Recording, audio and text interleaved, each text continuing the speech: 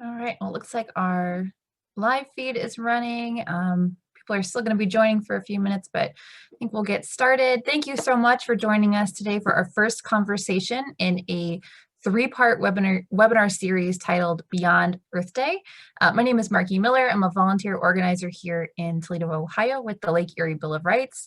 And that initiative introduced me to the Community Environmental Legal Defense Fund, or CELDF, and today I'm proud to be part of their communications team. Before we get started, we will be using some polling questions tonight. Your response will be completely anonymous. If you're on a mobile device, the questions will pop up over your video. And if you're using a computer, the questions will open in an additional pop-up window. So please feel free to put some questions for our panelists directly in the chat. You can also use the Q&A feature, whatever you are more comfortable with. And we will do our best to make sure that we answer as many of those questions as we can live on our call tonight. We are streaming through our Facebook page, so if you have any difficulties with Zoom, you can always join us there. And looks like we've got a few more people on now. So last year marked 50 years of Earth Day, and it really begged the question of what are we really celebrating? As the years go by, we find environmental catastrophes, ecosystem collapse, species lost, and public health crises intensifying. And meanwhile, it's clear that our environmental laws are, by design, not set up to protect people or nature, but rather corporate interest. So we have to acknowledge that time is not on our side when it comes to implementing more sustainable and necessary changes. But it's not a conversation many of us are comfortable having. So tonight we invite you to get a little bit uncomfortable with us as we try to address this somewhat overwhelming topic.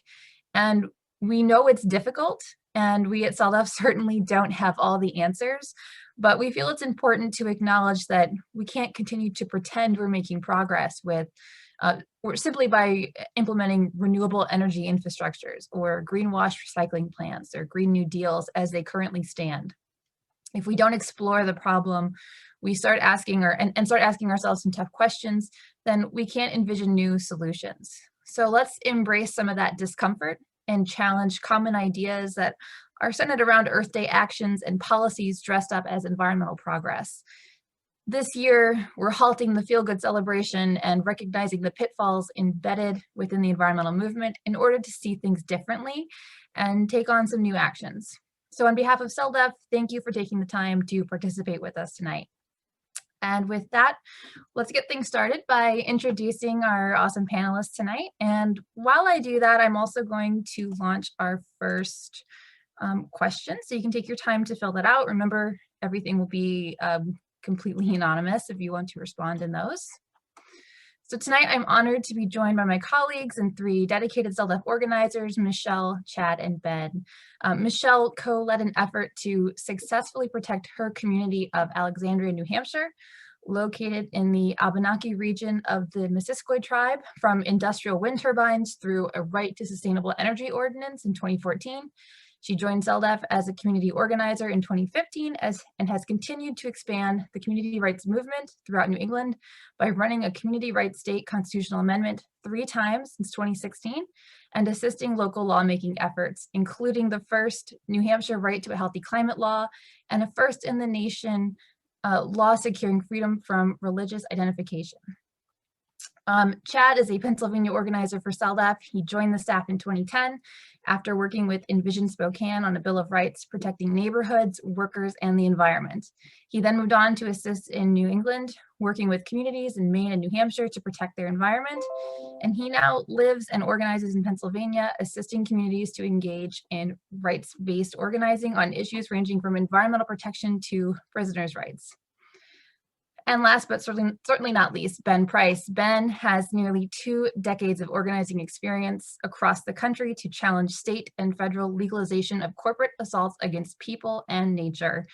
Ben worked closely with the first community to recognize legal rights for ecosystems in Missiquoi, Pennsylvania, and with the City Council of Pittsburgh to adopt Community Bill of Rights banning fracking, directly challenging preemption of local control over oil and gas corporations.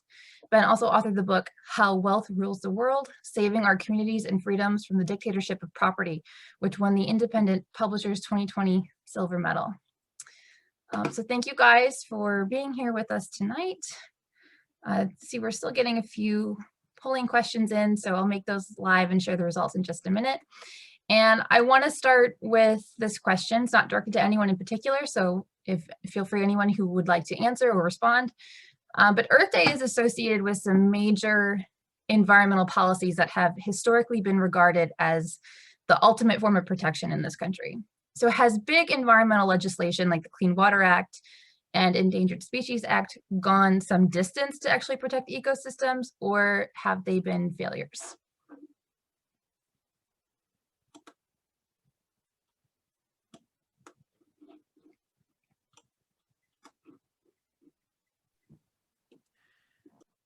Thanks for that question. It's maybe a little depressing to say that, unfortunately, the big environmental laws that have been passed,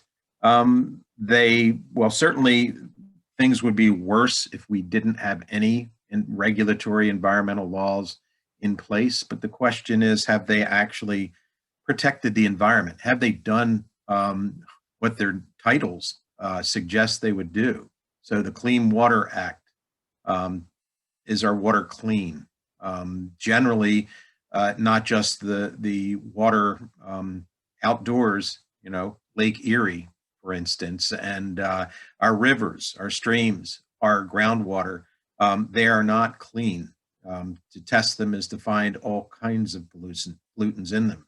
Even the water that comes out of your tap has been found to have enormously more heavy metals and toxins in them than we would want to consider putting in our mouths and giving to our children and cooking with and bathing with.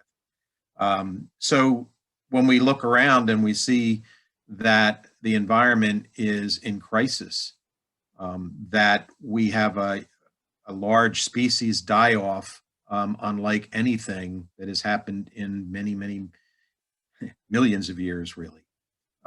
It's clear that our impact as a species, humanity's impact, has been severe, and our response with these laws that at best regulate the rate at which we're going to kill the earth and don't preserve the earth in perpetuity, it's less than an incomplete response. It's almost as bad as no response at all. Where do we go from here? It seems that celebrating Earth Day is not really, it's April Fool's Day, and sometimes we should just take it with that grain of salt. That Earth Day, like April Fool's Day, doesn't really mean, a lot of things don't mean what they say. So we celebrate Mother's Day every year, right?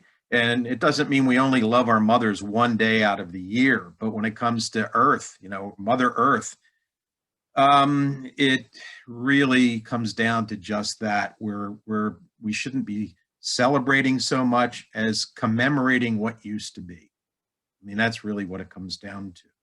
It's sort of like when the developer puts up development and names the roads, and this is going to be Mountain View Road. Of course, the mountain's still there, but you can't view it anymore because of the smog. Or Chestnut Street. Well, that's great, except for there hasn't been a chestnut tree on Chestnut Street for 100 years because of the blight.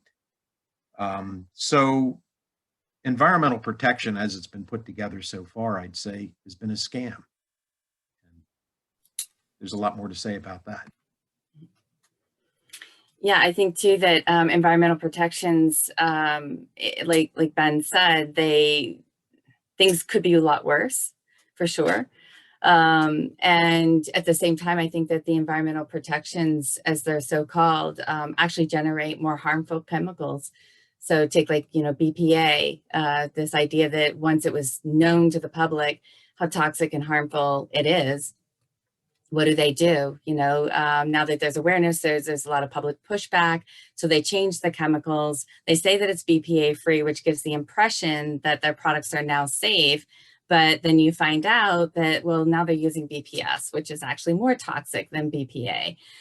So in some ways, the appearance of providing protections actually can generate and protect even more harmful chemicals and the use of those toxins in the environment and the impact that it has on human beings and ecosystems. Do you think people are still in that mindset that, you know, regulatory agencies are there to protect us, that if it wouldn't be an option if it was something that was potentially harmful, or are you seeing that mentality shift?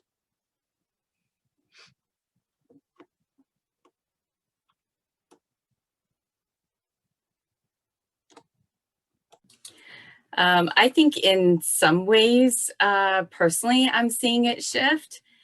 And honestly, in some ways, it seems as though it's still such a new revelation, if you will, or a new concept where people just really haven't thought about it. And they do very much want to believe that the system is going to protect them. And when the options that are laid before us generally tend to be where we have a selection of the lesser of the evils, as opposed to what we really need and what we really want in our communities, I think it's very difficult for people to see something outside of what is made available to them. And the structure of the system is so entrenched, and so many of us are so deeply indoctrinated. It's a part of every aspect of our culture. I think that it makes it very difficult. So in some ways, I do see that shift. And in some ways, it can feel very frustrating that it's not shifting fast enough, and maybe not to the extent that definitely not to the extent that it needs to happen for greater awareness, which then leads to greater action. Mm-hmm. Yeah, this is Chad. I think I have seen more awareness around the inadequacies of the environmental laws and what's happened since Earth Day, the original one, over the last 30 or 40 years. And I think it's good. I mean, it means that our work is being effective, which is that we're trying to call out in the rights-based work that really the existing system of Clean Water Act, Clean Air Act, National Endangered Species Act, things like that, are not really providing communities with the protections they need. And there's a whole bunch of reasons for that. And one of them, and this is leading into a question from the chat from Anita White, which is, how does the Clean Water Act play into how water became a commodity traded as futures? I'm just going to stop the question there. But the Clean Water Act is based on the Commerce Clause of the Constitution. And I don't want to get too nerdy or too historical here, but I think it's really important stuff that's relevant to our work, which is most of the major laws that we rely on in our communities are based on commerce. So the Clean Water Act is based on what is called the Commerce Clause of the US Constitution. And so when it comes down to a distinction between whether the water is going to be protected or whether the commercial interests are going to be protected, given that it's based on the Commerce Clause, it's going to usually default to the commercial interests, to the property interests. And so that's how it became very easy for water to be traded. It's why water is very difficult to be protected. It's why when we have, under the existing structure of law, we work with communities to try to protect waterways. You usually have to have a property interest. You have to show that, oh, you have a house on a river and that's being, the property value is going down because the water is being degraded. Or you're a fisherman or a fisher person and you can no longer make a livelihood because you no longer have fish because there's something upstream that's polluting the waterways. Everything is based on commercial interests, it's based on property interests. And so until we begin to rectify that structure and actually put something new in place, that's why everything gets funneled into the commercial interests, into the property and into the money things. So so I would say that I think it's a great question. Thank you, Anita, for that. And it's very logical, which is our current system is based on property.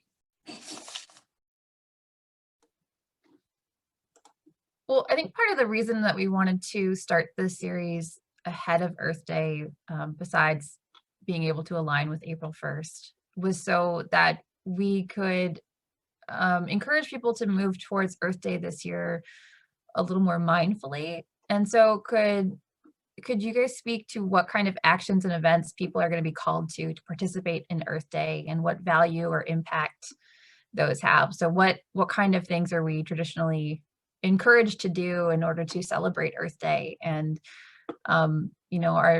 which of those are sort of missing the mark, and which would have more of a meaningful impact?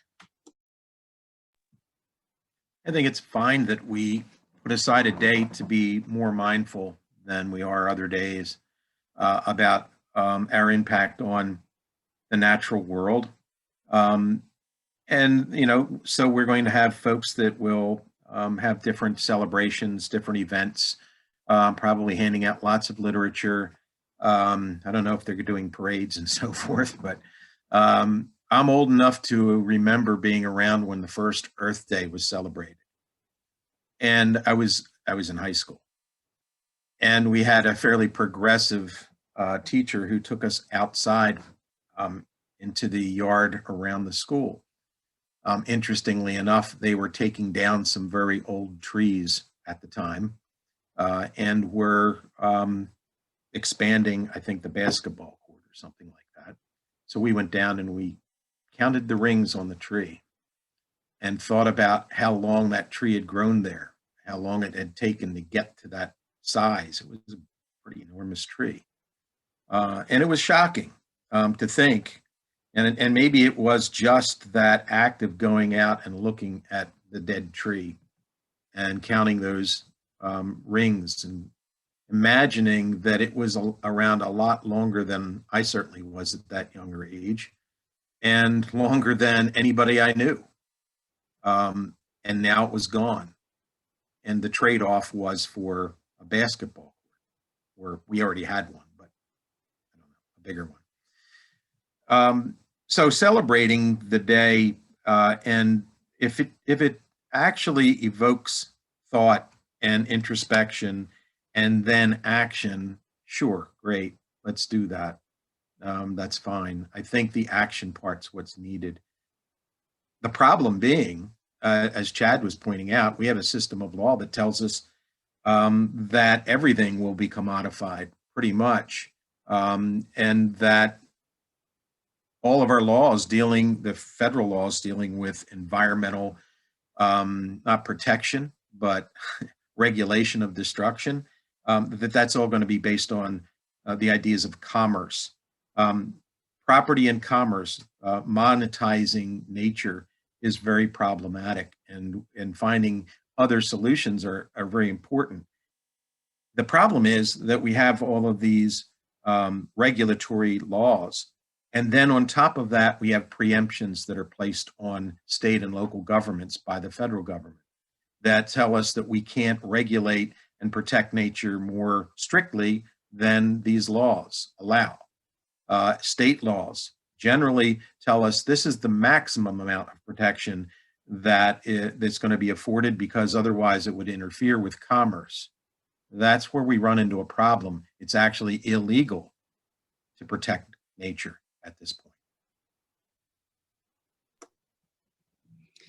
Yeah, and I think that got into the next question about, the barriers that communities face when they do try to implement new things. And even in chat here, I'm seeing we're kind of circling the theme of capitalism and, getting closer to that. And people are commenting about how we do have to change mentality. We do have to change behavior, recognize nature's limits. And we're not set up right now in a way that does that.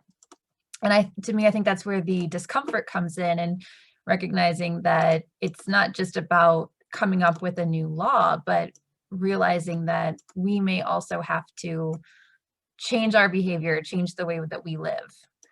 And that seems to be where people get a little uncomfortable with wanting to talk about that. And it seems it's easier to say, yeah, I'm going to support renewables rather than reducing my reliance on energy in the first place. So those are conversations that need to happen. And so far they're they're maybe not happening as fast as we'd like them to. So I don't know if anybody would like to comment on that or some of the comments that have been put in chat already.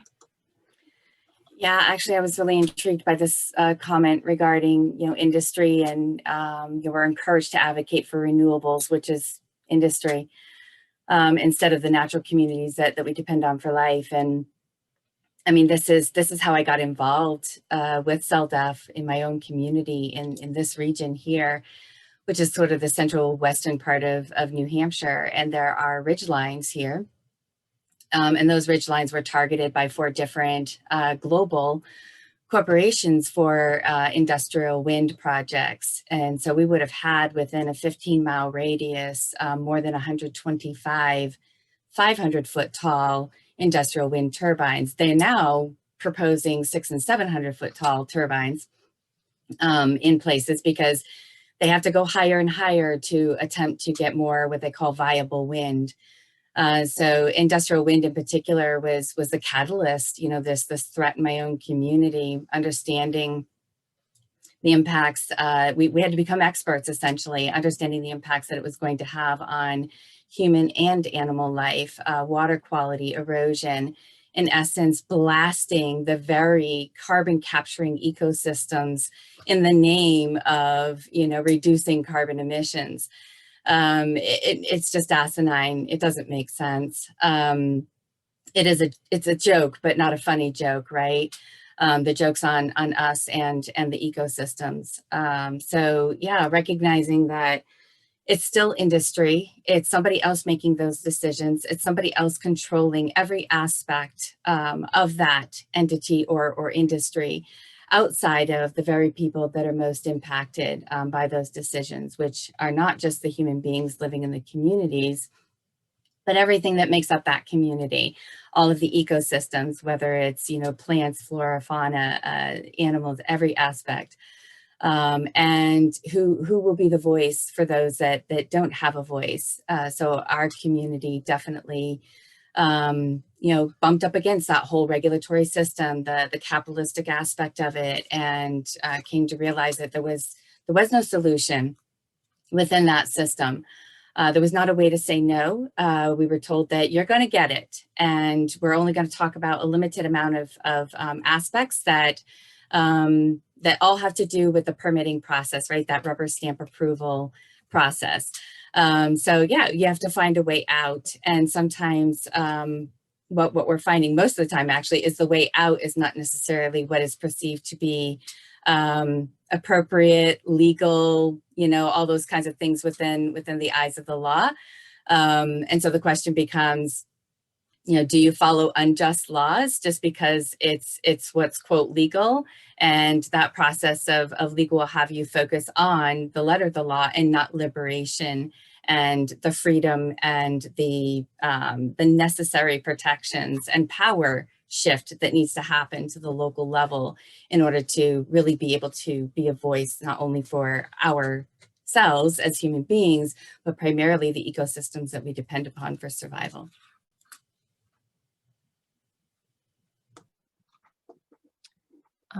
I'll go ahead, Chad. Yeah, a couple of things I'm seeing in chat. One, the permitting process is a racket. I think I would agree with that. And I think a lot of our work has been around that. And we do these seminars called democracy schools where we talk about the history of how did we get to the place that we're at in our communities where we don't seem to have the ability to make decisions on issues that are important to us. How did that happen? Where did it come from? And the permitting process, it goes back even before the environmental movement in the 70s. But just talk about language for a minute. Permits are about permitting harm. The permitting process is a racket. It's about permitting harm. It's about allowing a certain amount of harm to come into communities. And we talk about the regulatory system a lot in our work. Do we have an ability to just see through a poll or through a hands up or anything? I'm curious who's been involved in a permitting process or a regulatory hearing. Is there any way to do that? I can create one, or people can raise their hands if they know how to do that.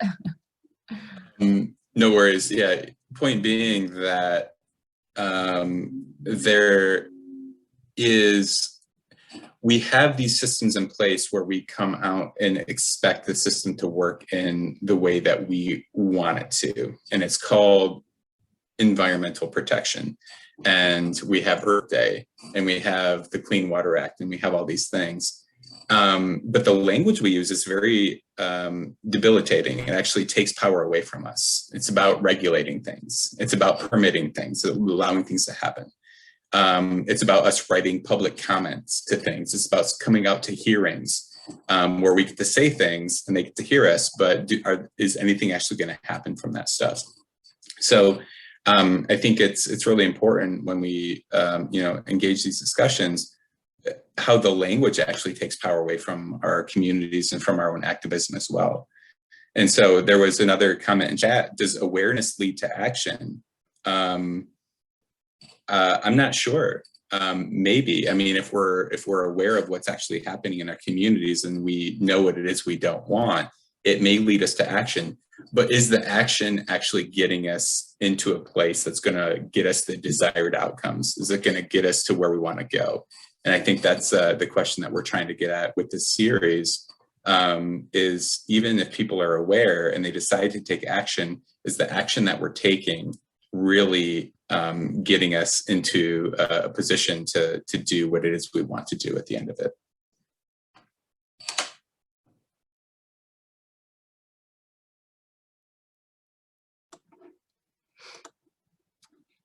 We'll shift gears a little bit here. There's another question. It says, New Zealand made a river have the same rights as a person, like corporations have treatment as a person. This is a start, isn't it? Why can't this happen more, and what is needed? Well, I suggested why a lot of things aren't happening, and that's because they are essentially illegal.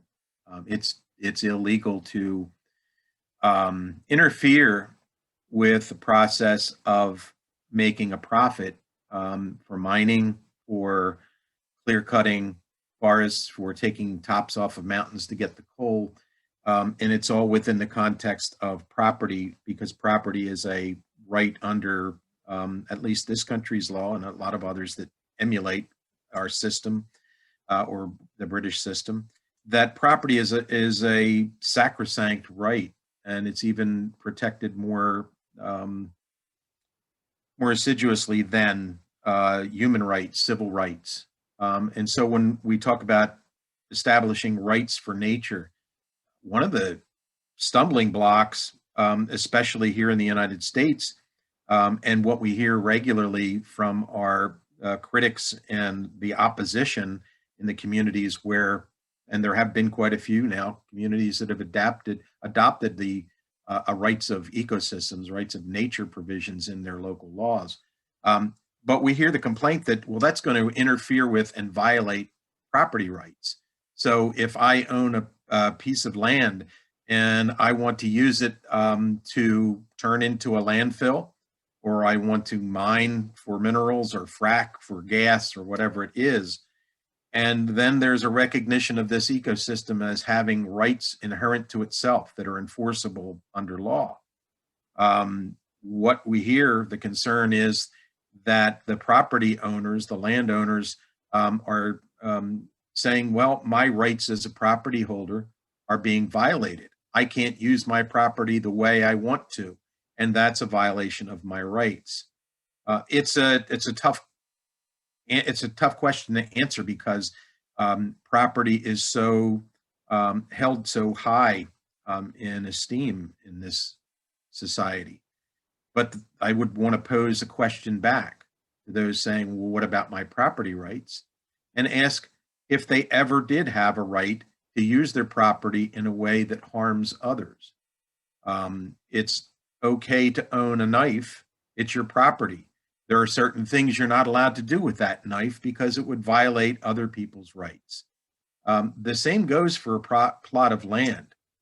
If in accessing what you claim to be your mineral rights, you end up poisoning the water for the community and for the ecosystem. If in accessing your and using your property, you take off a mountaintop and destroy the streams surrounding it and destroy the ecosystems around it, did you ever actually have that right as a property owner? And what is property? I mean, we get down to some really basic questions, and we have to ask ourselves, where does it come from? Essentially, none of us are born with a right to property. We may be born with a right to life and liberty, but property isn't something that's shared equally at birth. It's not that kind of a right. It's in a different class. And it's a type of a right that the community agrees to honor so long as the person who's privileged to have that right isn't infringing on the rights of others and isn't destroying the very ecosystem that our lives depend on for our health and our safety, for our food and our drinking water. That there's never been a right to do that harm. So we have to re-examine what we mean by these property rights that people say are going to be violated.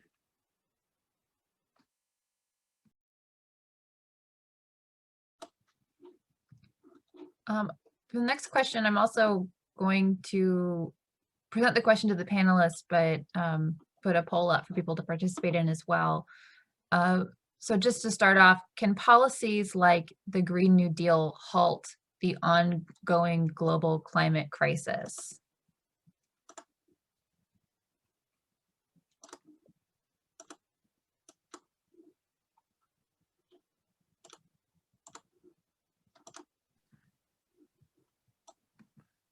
Well, I'm willing to speak shortly, briefly again. Things like the Green New Deal, well, it's fairly undefined as I understand it. It's a general statement. But when I hear folks saying that going to renewable energy sources and going to solar and wind is going to be so much better because that'll be the end of using fossil fuels and creating those climate changing gases and so forth. Sounds wonderful, but so did the EPA when Richard Nixon's administration suggested that we should put that together. It made environmentalists and progressive folks, I mean, it tickled them. They were thrilled. I can't believe it. We've got the Nixon administration to propose a national environmental protection agency. And we know that it's been manipulated politically through every administration that has come to power in Washington. And what limited good that it might be able to do has been able to be limited even further. So when we hear things like the Green New Deal, we should ask hard questions and say, is it really going to bail us out? Is it really? Is it going to stop ecocide? Is it going to stop the destruction of planet Earth? I think that it's not a promise to do that. I think it's a promise not to interrupt humanity's addiction to consumerism. In other words, we're going to be able to produce the same amount or more energy than we need and have now to sustain our style of living. We can still have all of the amenities and all of the conveniences, and we can be privileged to enjoy life uninterrupted the way it's been and even get better and better. We don't have to change much at all. Just applaud the fact that we're not using fossil fuels. Well, maybe what it really takes to protect the planet and the environment that we live in is going to put some requirements and some obligations on us as individuals and as communities and as nations to change the way that we get up and do things every morning. You know, someone mentioned Thacker Pass in the chat. We've got folks out in chat in Thacker Pass who are doing what they can to pull people together to stand up against the idea of the siting of a huge lithium mine, a mine that will strip out a huge area of this, well, I'd like to say pristine area of nature, but of course it still suffered from the effects of human activity. But there it is, and it could be turned into just an open pit of bare rock, all to create lithium batteries to support electric cars and electric other things, that if we're going to rely on solar power or wind power, storing that energy requires these big batteries. And it requires the use of heavy metals that can't be safely discarded once they've been used, and they don't last forever. So are we going down a similar, maybe even a lot worse road than celebrating the EPA in 1970 by celebrating the Green New Deal in 2021 and fooling ourselves into thinking we're actually going to protect the planet? If that's the outcome, I have to wonder if we're serious about any of it. Yeah, the what is required for the raw materials for renewables. So with the Green New Deal, having such a focus on quote renewable energy, which is not green, not clean, and not cheap, was our slogan. Recognizing that the raw earth materials that are necessary are highly devastating, and it may not necessarily be mined in your backyard, but it's happening somewhere and it's affecting the planet. And that impacts all of us. So whether it's the lithium mining, whether it's the materials, the magnets that are necessary for the industrial wind turbines. An industrial wind turbine on average needs approximately 100 gallons of fossil fuels, whether that's for degreasing, lubricating, you name it. They have to keep it warm enough in colder climates so that the blades don't freeze, etc.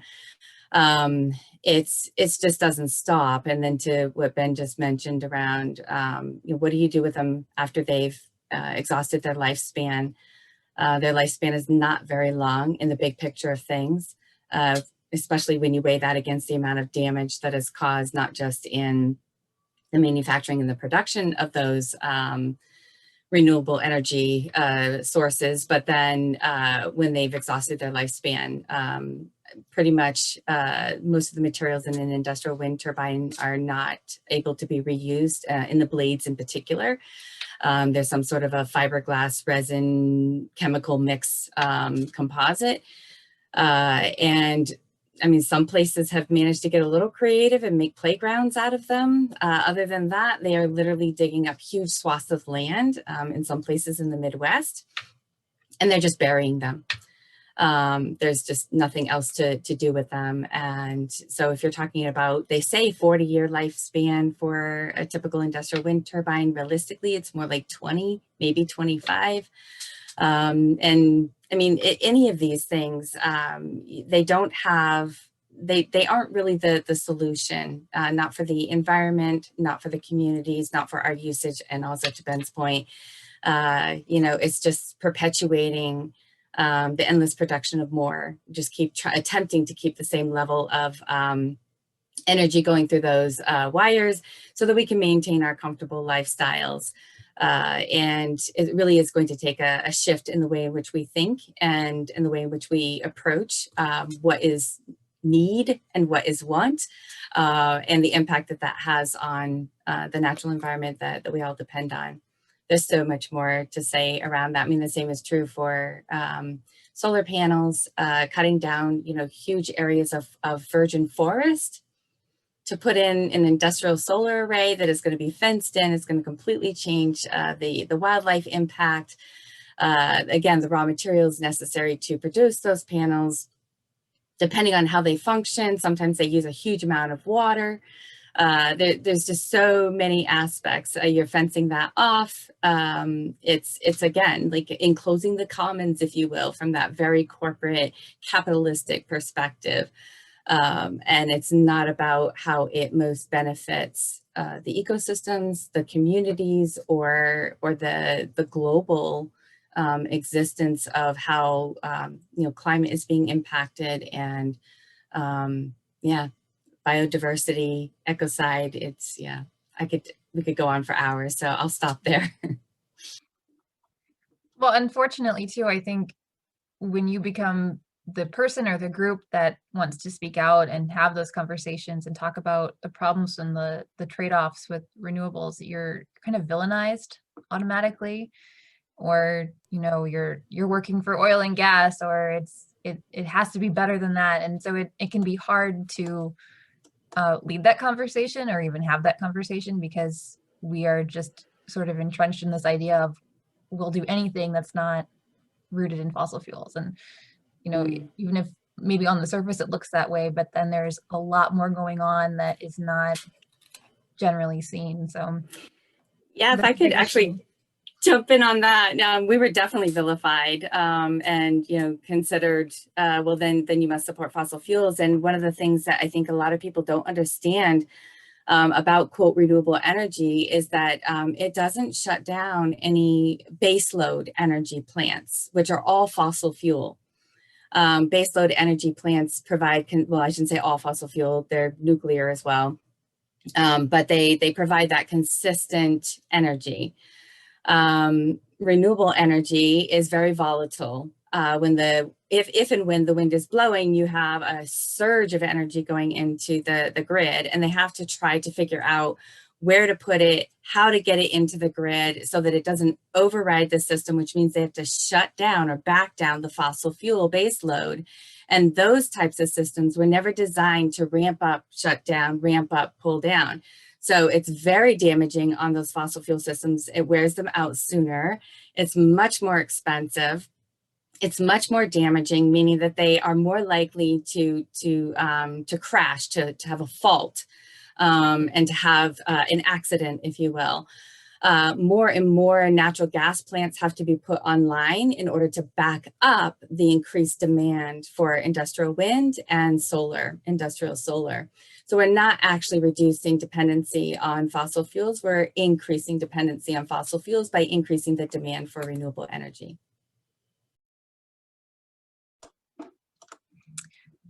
There's another question here. Please comment on how Earth Day funnels activism into safe and legitimate actions promoted by groups opposed to fundamental change.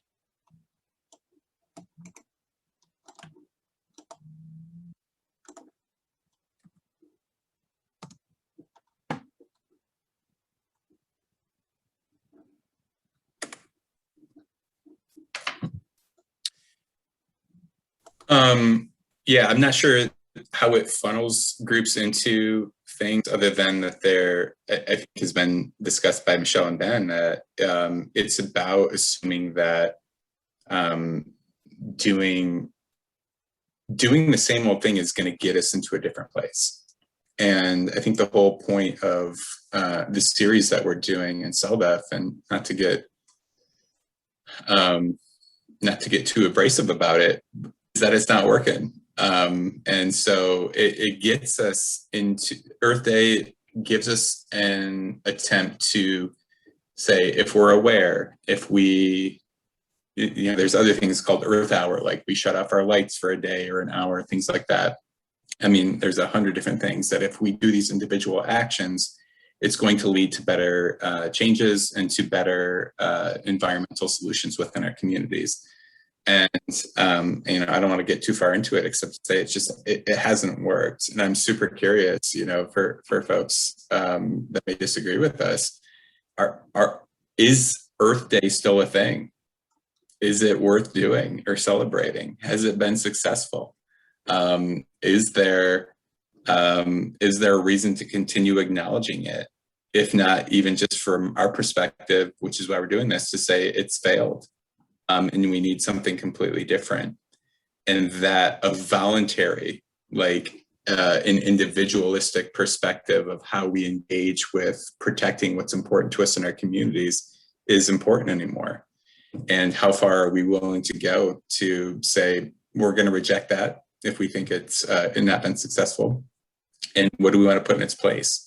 And that's the work that we've been doing with communities for the last 10 or 15 years across the country is recognizing that a lot of these voluntary mechanisms, whether it's Earth Day, whether it's trying to work within the system, whether it's feeling that we're getting driven into these things that don't get us what we want, how do we yank people out of that, if that's where they want to go, and into a different place? And that's, I guess, in a bit of optimism and a note of hope, I will say that it's easier for me to have these types of conversations with communities now than it was 10 years ago. It does seem like there's an understanding that things like Earth Day, things like the Clean Water Act, things like the regulatory system, things like the permit process aren't actually working. And that seems to have changed within just the last 5 or 10 years that I've been working in communities in Pennsylvania and other states. Of course, the answer isn't quite there yet. We can talk about it all night long. We don't have that much time tonight. Is it rights of nature? Is it about developing a new constitution? Are the current laws that we have even capable of trying to get us to where we need to go? Do we have to reimagine or re-envision something different completely? Like, do we organize ourselves based on bioregions or based on watersheds or things like that? That's, I think, the next phase of the work from our perspective. Because, right now the entire system is set up to keep us inside this box and to keep us going into these mechanisms that really have not done anything to help us or protect our communities. I don't think I or CELDF are claiming to say that we have the answers of where we need to go. But we do want to say emphatically, or at least I'll say emphatically, the existing system doesn't have much for us or our communities. And we need to reject it, including Earth Day, and recognize that for whatever purpose it served at some point in this movement and raising awareness, it's over and it's done, and we need something new. And we can't continue to rely on it for whatever we need to do next for the hard work of actually protecting our communities and the ecosystems that we live among. So there's been a little kind of a mini debate in the chat, which was interesting and really relevant. If we're saying that what we've been doing is no good, it's horrible, it's killing the planet, and what's being proposed is no good, it'll continue to kill the planet, then don't we have an obligation to offer an alternative? And in the chat, it went back and forth. There was some, agreement, disagreement, and so forth. The question, I guess we're just used to, well, there's two sides to every argument. But if you go into hell in a handbasket and you're told, well, if you want to change direction, you're going to have to turn that into a picnic basket. It's going to have to be, we're going to have goodies involved. The problem is that as a society, we've made bad choices for a long time. And the warnings have been raised all of my lifetime, all of your lifetimes. And we've known that if we didn't change direction, things were going to not get better. They were going to continually get worse. The fact that now we're scrambling, looking for answers, what's going to rescue us? And we have to ask ourselves, responsibly, we're the adults in the room. We can't do it as simply, I want my conveniences. I don't want to have to do anything different other than support a political platform or whatever. That's not going to do it. That's not what's going to make the change. And what is going to, if we're responsible, CELDF, responsible for defining where the planet's going to go, where humanity's going to go? I don't think so. We're all in this together. And so far together, the decision has been made to let it go to hell. And okay, that we don't really want that, obviously. Even the industrialists probably don't want that. But the worse things get, the question is going to be who's going to suffer. And it's not going to be the folks who are causing the problem and profiting from it who will be the first to feel the pinch, to feel much worse than pinch. And we have to think about that. We talk about environmental justice, environmental racism. The fact is, I read books when I was in high school that were saying there's going to come a time when water is going to be scarce, fresh water is going to be a commodity, and people are going to migrate away from places that no longer can sustain life. It sounded like dystopian science fiction, and now we're here because we didn't do anything differently. It's not my responsibility or your responsibility to put together a utopian picture of where things can go in a better way. I think it's our combined responsibility to figure out how not to make it all really just go away. And that means, being serious and getting mature in a very serious way. Are we up to it? That's what I want to know. Because to me, the hope that I have is that people will be in the end. And I haven't given up that optimism that when we're finally confronted with the seriousness of the problem, that we're going to be able to do something about it. It's not going to turn out exactly as we planned.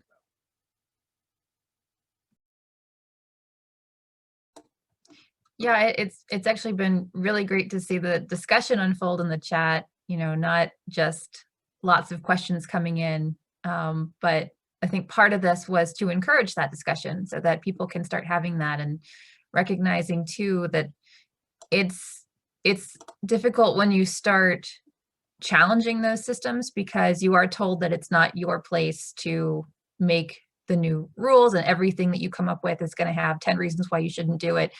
But at some point, we do need to realize that we aren't in something that's working for us, and we do have the ability to come up with local solutions, meet local needs, and we're going to have to do more of that. So it's been really great to see that sort of unfold in the chat. We did have a question, just real quick. Someone asked to clarify what we meant by an ordinance to give legal rights to nature. So if just one of you could give a quick answer to that, in case anyone maybe is not familiar with rights of nature or kind of that strategy.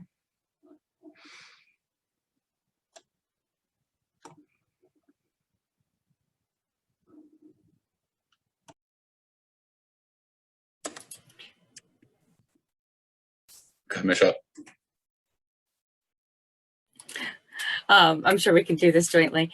Yeah, so recognizing that nature, ecosystems have unique needs, unique demands, you name it, not the same as a human being, certainly not the same as a corporation. And recognizing that in order to protect the ecosystem, it needs to have recognized rights, and those rights might include to exist, to naturally evolve, to flourish, as was intended. It can include more specifics around that. Some areas have recognized entire ecosystems. So Mark, you can speak to this in Toledo, recognizing the rights of Lake Erie. That's an international ecosystem. In some of the areas here in New England, they've been smaller scale, if you will. So recognizing specific ecosystems within a region or a community. Yeah, so it's recognizing that without those rights, that there's no standing, if you will, like nature is not recognized to be able to protect itself, to defend itself in court. And to, I'm feeling pressure for the time, so sorry. Recognizing that there's so much that nature provides, and it's unique and different from corporations and people. So when we say rights of nature, we're talking about recognizing what is necessary in order for nature to exist, thrive, and evolve. And Chad, do you want to add to that?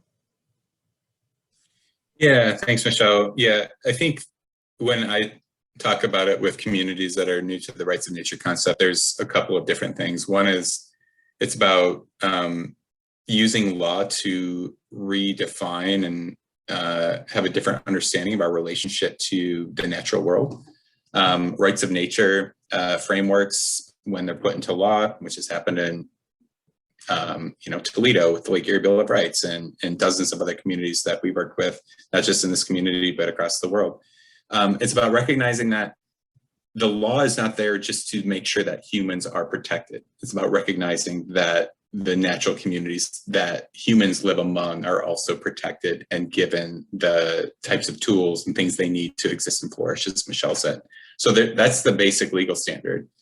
Culturally, I think is the bigger shift, and I think has been really, has been a great example in Toledo, is helping people understand that the law is not there just to serve humans. It's there to help us understand that we have a different relationship to the natural world, that we're a part of it, we're part of a bigger community, and we need to use law, because at least in the short term, given the system that we live within, in order to help us redefine our relationships. Because going back to the beginning of this conversation, right now, the existing structure of law makes sure that property and commerce and commercial interests are prioritized.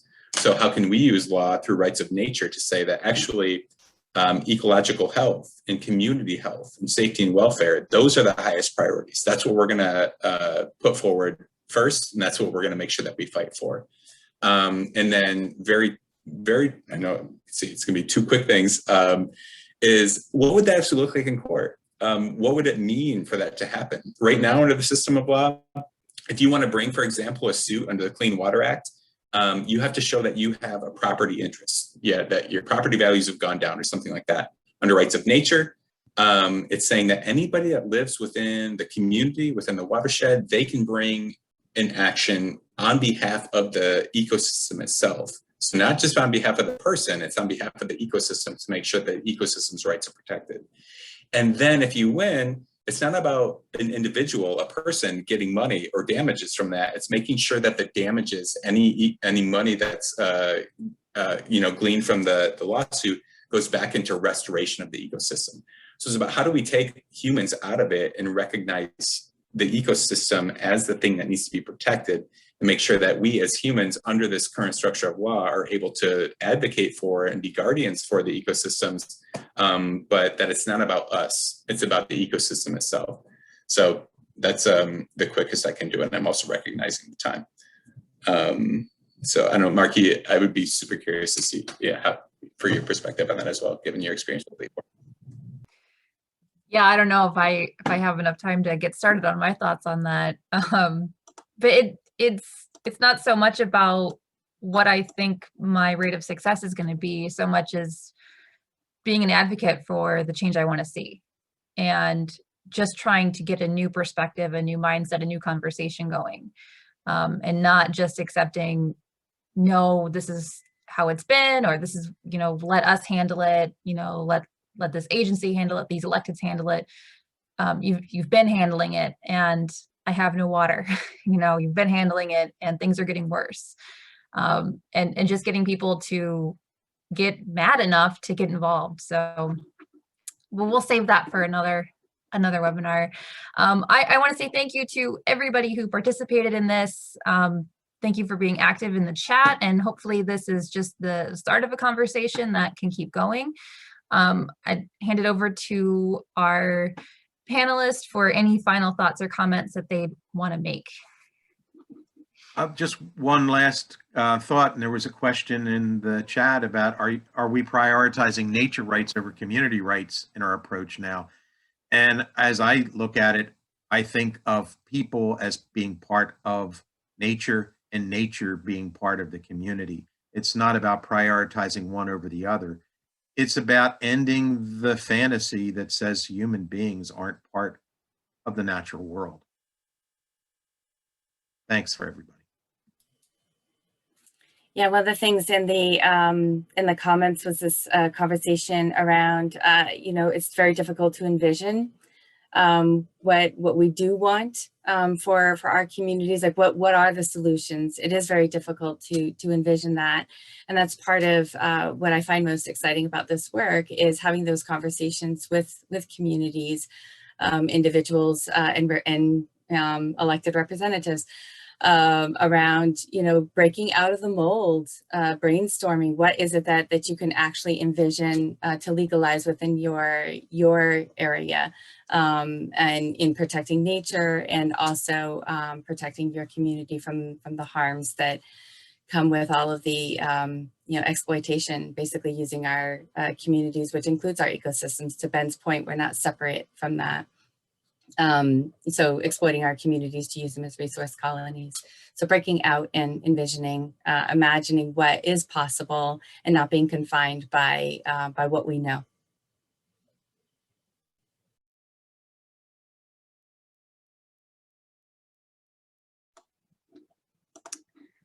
All right, well, thank you guys so much for being our panelists, and thank you everyone for joining us. We did record this, so we will have that available if you'd like to share it with your organizations, your networks, your friends.